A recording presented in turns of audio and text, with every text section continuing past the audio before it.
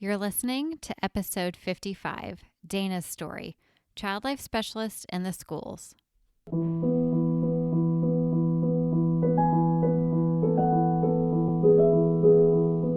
Hi, and welcome to the Child Life On Call podcast. When your child is sick, the whole world seems to stop in its tracks. Plans and priorities change, and your number one job becomes figuring out how to get your child well again. For some of us, rest, medications, and relaxation can do the trick. But for others, it takes more. It takes countless doctor appointments, invasive medical testing, therapy, surgeries, the list goes on, and then you still may not have all of the answers or results you were hoping for. This podcast features parents of children that have an illness or medical condition and gives them a place to share their own journeys and experiences. We will talk about the ups and the downs, the highs and the lows, but one thing seems to remain the same. Children are resilient and teach us more about ourselves and the world than we could ever imagine. Thank you so much for lending a listening ear and opening up your heart to these families and this podcast. I'm your host, Katie Taylor. Hello and welcome to the Child Life On Call podcast. I am so happy that you are here today because today is a very special episode. It's a little bit different. We're actually not going to be featuring a parent this time. We're going to be featuring another child life specialist. Her name is Dana, and she is from Louisiana, and she has recently brought child life into the school district in her town. It is so exciting about how she is trailblazing this incredible position within a school district. She gives us the details about her journey in child life up until this point and how she made connections and inevitably got this job within a school district. She talks about her patient load, or I guess her student load. She talks about how she is accepted by other professionals in the school that she works with and some of the interventions that she does. And then she also has great tips about if you are interested in looking into child life in a school district near you, or just expanding services or trying something new. She's got a lot of good takeaways about how if you are a child life specialist, you want to move into the schools. Parents, she also has great insight into actually how kids deal with stress and anxiety in the school. You know, when we're in the hospital, kiddos typically have their parent nearby and you can actually see how your child does. But the school setting is you don't totally get a window in to see how they do when they're stressed. And so she talks about what she's seeing, how kids are handling stress. And she actually has some great tips and techniques that I'm going to start using tomorrow on my kiddo. So I'm so glad you're here today, and I'm so thankful to Dana. Make sure you stay tuned to the end of the episode so you can find out how to follow along with her and her journey. Thanks for being here.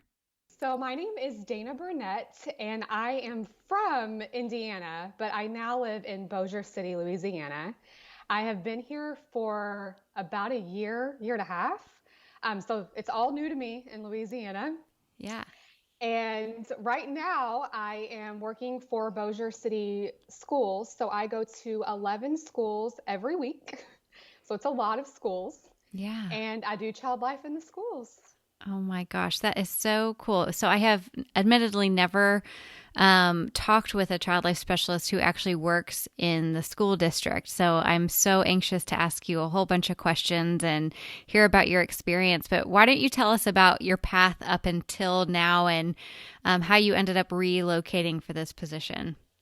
Yes. So in 2010, that started my child life journey. In 2009, I graduated from Indiana University with a bachelor's in education. And I realized when I graduated that I did not want to teach in a classroom, but I still wanted to teach children somehow.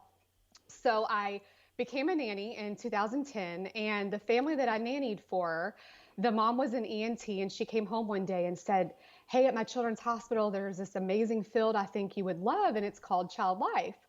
So of course, I immediately went home and researched and did all of that.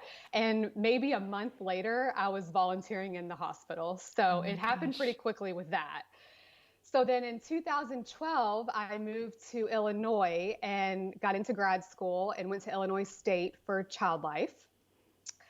And then graduated in 2014. And I got my first job in child life in 2015. So that was in Indiana, where I'm from. So it was more northern. So it was in South Bend, Indiana. And so it was in PICU and PEDS. It was part-time. I think a lot of child life, we take PRN part-time jobs to kind of get Mm-hmm. our foot in the door. You know about that. Yep. And so I took that job and I knew it wasn't going to be a full-time job. And so after a few months, I applied to a job in Florida and I moved from Indiana to Florida Oh my and lived there gosh. for 4 years. Wow. Yeah, it was amazing. I loved the beach. That was my self-care after Oh, working at the totally. hospital. Yes. And so I lived there for 4 years. And during that time, I met my boyfriend, and he lived in Bougier City, Louisiana. Okay, it's all starting to You make know where this sense is now. going. And so I ended up quitting my job in 2000. I told them in 2018, and I moved in 2019. Okay. So then in 2019, I became a nanny again, kind of looking around for child life jobs. You know, those are hard to get. So Mm-hmm. I got a job at Shriners, and which I absolutely love. Their child life team is amazing here at Shreveport, Louisiana. Mm-hmm. And then I got into a conversation about working in the schools one day, and then it happened. Okay. So that is so interesting. And I love that you've seen child life from a lot of different avenues. And I first love that you heard about it from a physician because I Yes. love when physicians love us, to say the least, because they're such great advocates for us. And so you got to kind of hop around the US. And so tell me about the conversation. Was it with somebody in the hospital who was trying to open up a position so you kind of just naturally went into it, or how did you combine, or how did you get from the conversation to actually working in the schools? So I was in a conversation with a family that I nannied for. And so I was just talking to them about just an idea about working in schools and how amazing would that be to help those kids that are dealing with illness and grief and working with them outside of the hospital. Mm-hmm. And so I talked about, when I was in fourth grade, my dad got diagnosed with cancer. And I remember not knowing what cancer was, knowing I didn't know any of that stuff. And he would come home, he came home with no hair and was throwing up. And I didn't know about chemotherapy at that time. And when I got to seventh grade, he ended up passing away. And my family is the type of family that we didn't talk about it. And so thinking about my childhood, I wanted to be able to have kids talk about those experiences because otherwise you're sitting in class, you have all this anxiety, you're worrying about what's going on at home with your family or with yourself. And so I want to help those kids. So we just kind of had a conversation about that. And then I ended up getting in contact with one of their friends that was a former principal. And 4 phone calls later, I ended up on the phone with the lady who is now my boss. She writes curriculum for our area, and she had a grant available for the DoD. And the past, I would say 3 or 4 years, it's been for a school counselor. And so I kind of just proposed my idea of child life and how it varies from a school counselor, but we do have those similarities. And so she asked about it, and I told her exactly what my idea was, and it happened. I love that. You are like somebody who has an idea, talks about it, shares it with a network, and then you get it done. That is so cool. So I'm so interested to hear what your day to day is like. Your first day on the job, like what was that like? I mean, you essentially kind of had to, we think about the elevator speech in the hospital explaining what we do, but you're in a whole new place that's never even heard of child life at all. So tell me about that transition actually working in the schools. So yes, that elevator speech, it's a lot. And I get confused oftentimes with a school counselor. And so Okay. I'm constantly telling them that I'm not a counselor and that Mm-hmm. any of the referrals that I have for behavioral or self-harm or anything like that I can't see because I'm not a counselor. And so I have to make sure I keep those boundaries. Mm-hmm. But my first day, it was just my first week, I should say. I went into each school and just introduced myself to the school counselors, informed them of what my idea was, what are the students that you know of that could benefit from my services, and kind of just went with that. I've told them that I would like the list of the kids beforehand. That way I can plan my intervention ahead of time. And so that's what I did my first week. And then my second week is when I started working with the kids. Okay, gotcha. So do you have an office or a classroom? How does the actual intervention work? I am anywhere where they can have me. Okay. So there are some schools I have an office. It's not for me, but it's just an empty office. I have some schools where I'm in a classroom. I'm in the library in a corner. It's child life, it's Yeah, flexible and we for work with sure. what we have. Yes. And so I guess you show up to a certain school on a certain day and you have scheduled appointments with some of the students there. Is that how it works? Yes. So I go to 2 schools a day, except on Wednesday I go to 3. And my schedule is back to back to back. I don't have time to plan. I don't have time to think. Yeah, I go. right. And tell me about the population you see. What ages are they, and what are most of the kids that you're seeing dealing with? The ages are from kindergarten to 8th grade, so about 5 years old to 14. So like I said, I have 10 elementary schools and I have 1 middle school. Okay. And the population that I'm working with is I work with children that have a chronic illness or their family member has a chronic illness. Mm-hmm. I also work with a lot of grief and loss. So because of my grant is through the DoD, I do work with families that are military. So working with children that have a loss of a deployment right now with a parent. Also with divorce, death, anything that can cause trauma to a child is what I see. Oh my gosh, they are so lucky to have you. So is this your first, almost the end of your first semester in schools, or have you been doing it for a while? No, this is probably about my 6th week. So it's Oh all my somewhat new. gosh. Wow. So I'm still finding my way. And tell me about what kind of charting or dictation do you have to do to document what your interventions are and what your plan is and working with the kids?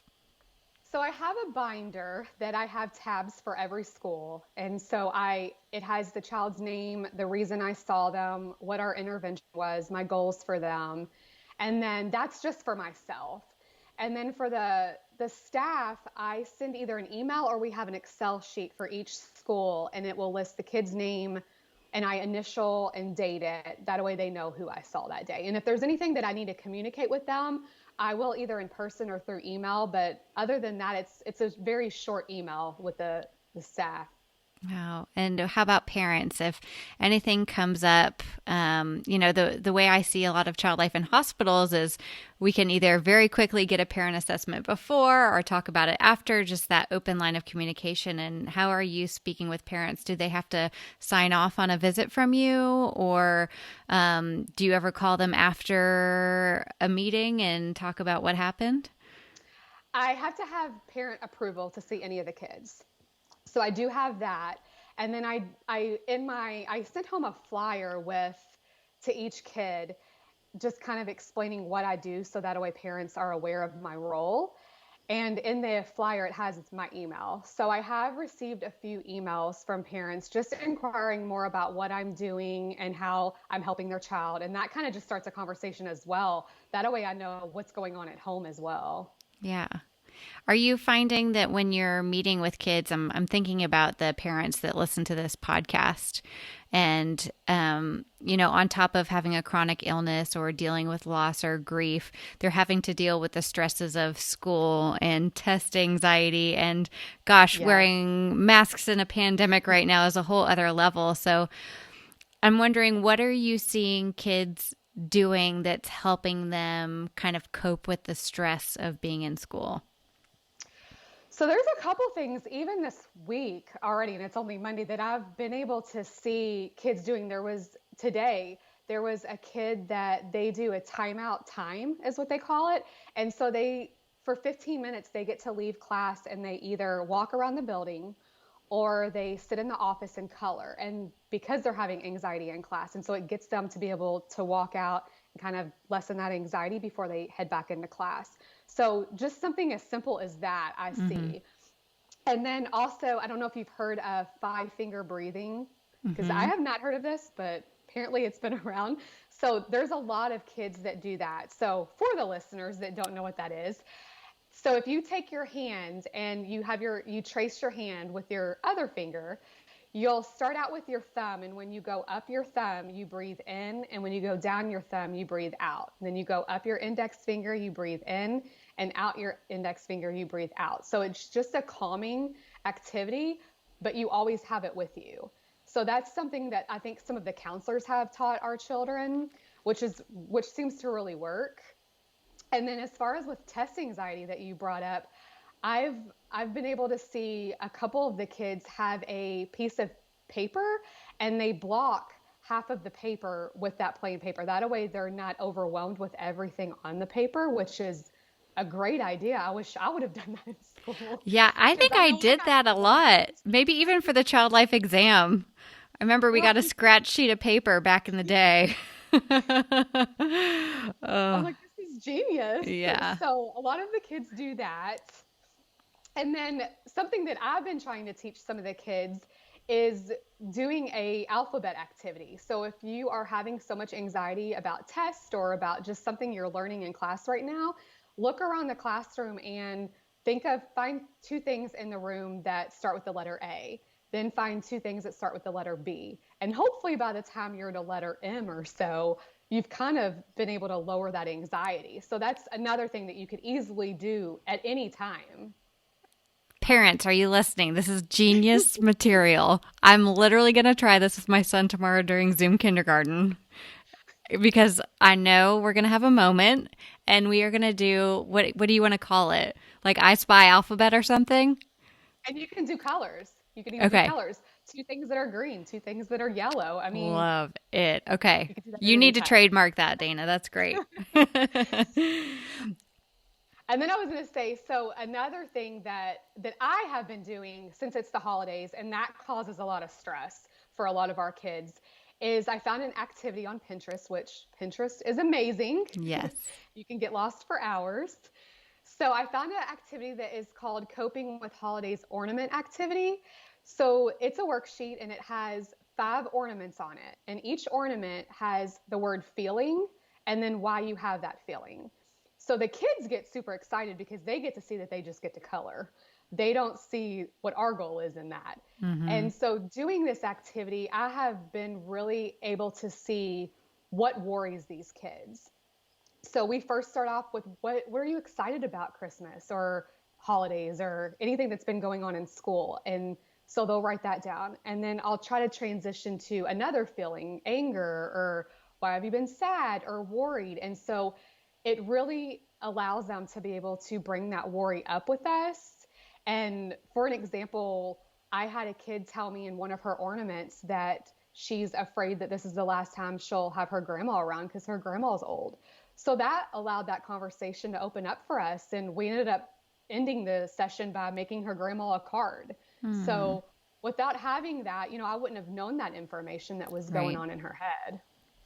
That's amazing. Oh my gosh, girl, you have just opened up a whole world for child life.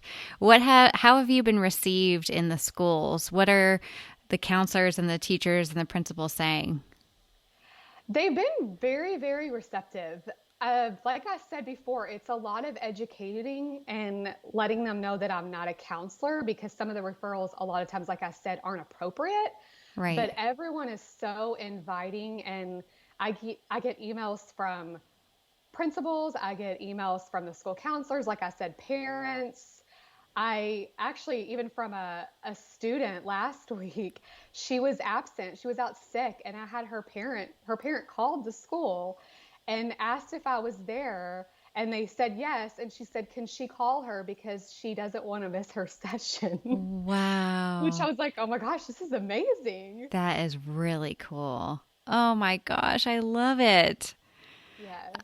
Oh, and so how about the day-to-day of having to drive to all these places? I'm sure you were just exhausted after 6 weeks of pouring yourself into a new job. It is exhausting, but it's very rewarding, and I love learning. Mm-hmm. I think a lot of times in child life we get stuck, and especially if we're in the same unit over and over. And Mm-hmm. I love trying to find new ways to learn and Mm-hmm. keep my learning open. And so this is definitely it, because there are illnesses that I don't know about. There Mm-hmm. are grief and loss situations that I've never worked with. And so that's been rewarding. And, you know, I'm just able to learn a lot more. Right. As far as the driving, I make sure that my schools are close together. So I never drive more than 20 minutes. But once I get there, my other school is only 2 minutes away. So I'm not driving all over town. All my schools are close together, which helps. And this is a question that you don't have to answer if you don't feel comfortable and know exact things, but do you feel like the compensation you're making is comparable to that you had in the hospital? Yes, Okay, yes, it that's good. definitely is. And I'm pushing actually right now because, like I said, I work on a grant, and my boss and I are working to propose to the school board in February to get my position secured, and that a way that, it stays. And if that happens, I may end up being in than 11 schools and just be on a consult basis only. So Sure. that's Wow. exciting. That is so exciting. It sounds like they already need more than one of you. There, I do think so, because they told me they have over 25 schools, and I'm like, there is no way I can go to Yeah, 25 schools, just me. So we that's a definitely lot. need more child life. What would you say to somebody who is interested in bringing child life to their school district in the city that they live in? Where do they even begin? I would say first, writing down your goals and writing down your purpose of why you're doing this and what your services would be. That way you can show whoever you're proposing that idea to. Also, having research. We know that research is what is needed a lot of times. And so having research of how chronic illness can affect kids and how grief and loss can affect kids. And so just gathering all that research, that way you can have that when you propose the job as well. And I would reach out to all the schools. You may get turned down 20 times. I think the way that I got in was pretty easy, but I don't think that that's very common. Mm-hmm. And so I think making those phone calls and not giving up and just trying to get to the right person is what we have to do. Yeah, And explaining, what child life is. How many times do we have to explain that in the hospital a day? I mean, it's right. constant. And so this field isn't in schools yet. And so we're going to have to explain it a lot. Wow. My gosh. What have you had any maybe some surprises or unexpected things that have happened that you weren't totally prepared for? I think the unexpected would be interventions and planning them.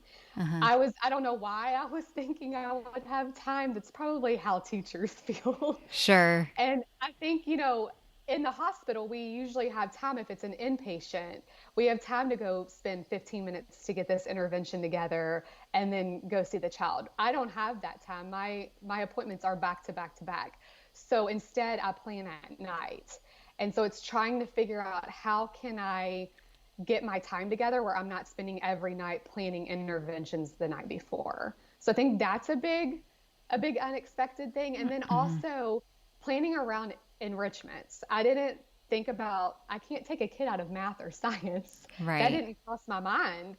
And Yeah. so going to the school and knowing that I have to plan with their enrichment, and I may only get 15 minutes with them, but then they have to get back to class. And Mm-hmm. so being able to cut that intervention down and knowing that we may have to pick it up next time also. When do you, so if you meet with a student and you're like, okay, we're going to need to have at least 3 to 6 more sessions, or do you kind of just feel how a session goes and then come up with a plan, or how do you decide how many times you see somebody? I think it's seeing how it goes and how their concern is going. We most of my kids, I have seen the whole 5 times that I've met with them. There's a couple kids that I may only see twice. It just really depends on their needs and how much time I need with them. Because again, if I'm only getting 15, 20 minutes, but they need a lot of education on their parent having cancer, I need more time with them. And so just seeing how the first one goes can really give me insight on how much time I'm going to spend with them. Okay, gotcha. Kind of coming up with your treatment plan and all of that. What has been your favorite part about being a child life specialist in the schools? I would say how excited the kids are to see me. Yeah. They, like I said, the one called the school the other day. I have a couple kids that ask me every time I see them, why do I only get to see you on Monday? I want to see you every day. Aww. And so just knowing that I am making that impact and even having them repeat back to me what we've learned, it's just really rewarding and amazing to know that this is, helping them be able to focus in school and be able to also focus at home and not have so much stress. Wow. Are you doing any kind of data collecting as you kind of go through the schools so you can advocate for your position? And are there other child life specialists that you've met in schools who do any kind of data collection and y'all can get together and kind of come up with some information? I have not personally talked to anyone yet, but I have found a couple on social media that I'm looking to connect with and kind of see what they do for that. I am collecting data as far as how many kids I'm seeing each week. I know last week I saw about 60 kids. So it was a lot of kids and they were all appropriate child life. Yeah. So I was really amazed by how fast my numbers are from only being there for 6 weeks. Wow. I'm in awe. That is so cool. Well, I know parents listening to this too are thinking like, I want my kid to meet with a child life specialist once a week. Like, what a beautiful addition to a work week in a school for a child in a school. Like, you get a little bit of respite with this person that you come to see that's just for there. You don't have to talk about school. You can kind of guide your conversation. It's pretty amazing. Guidance counselors typically have a lot on their plate in terms of having to deal with, I say non-clinical, but what's the word? Administrative type stuff, and having to go speak to all these classrooms. And you really just get this one-on-one time, which is pretty special. And they have told me that. I've been able to see firsthand, the paperwork they have to do and those presentations they have to do in the classrooms. And they tell me how thankful they are. And I've even had a counselor tell me, I'm so glad you're working with this child on their chronic illness, because I would have no idea how to explain that to them. Right. Yeah. And so it's really helpful. So if people want to follow along with you and your journey and your experiences, is there any place that they can do that and kind of see how it's all going for you? Yes. So I have an Instagram. It is called Taking Child Life to School. And so they can follow me on there. Awesome. Well, I will definitely link to that in all the show notes page. And I'm so grateful to you for being here. Thank you for listening to the Child Life On Call podcast. I'm your host, Katie Taylor, and you can follow us at Child Life On Call on Facebook, Twitter, and Instagram. Please rate and review to make it easier for other families to find us. We have cute merch available at www.bonfire.com/store/childlifeoncall, and you can listen to more episodes and find resources at childlifepodcast.com.